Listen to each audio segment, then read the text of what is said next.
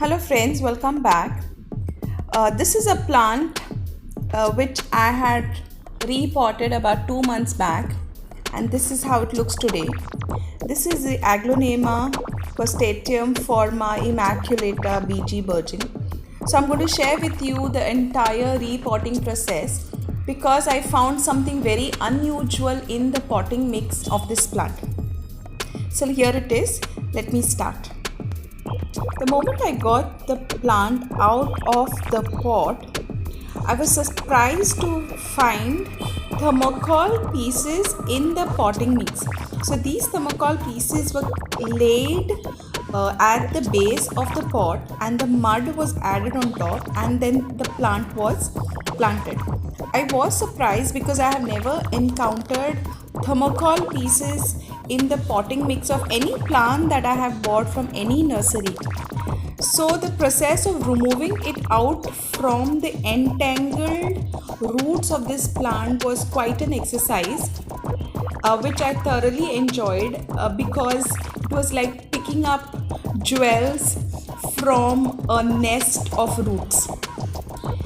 So one by one I picked it up, and as you can see, the roots were completely entangled. They were like the thermocol had already merged into the roots, and at the right time I did the repotting process. This is a rare plant, not easily available in the area where I live, but when I found it, I picked it up immediately. And after a month's time, I thought of repotting it.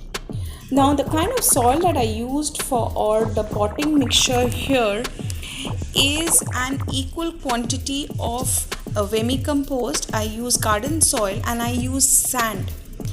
Taking Aglaonema soil composition as the base to provide the soil mixture for this particular plant.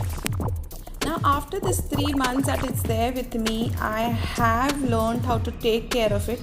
It is getting this indirect sunlight, and it is been kept under a tree, so it is not getting the direct sunlight, and it's doing quite well for the plant. Also, the other aspect about watering is I water this plant every other day, so every alternate day. Mostly it is whenever the soil goes dry, because this plant has a very well draining soil. Watering it every other day benefits the plant because the water gets drained out quickly.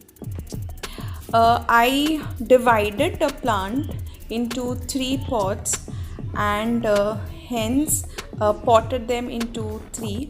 I've used terracotta pots because they hold on to the moisture, and there is this easy breathability of air that happens via the terracotta pots, and the root system also develops very well. I have not yet fertilized it, but in that time, with the setup and the kind of environment I have given it, it has given new offshoots. It has been doing well, and this is how it looks as of today. It is quite an amazing plant because it's like no fuss plant. You just keep it there and silently is growing, and its leaves are bringing a distinct beauty to my garden. I'm very happy that I have it. So thank you so much for watching. I see you again in the next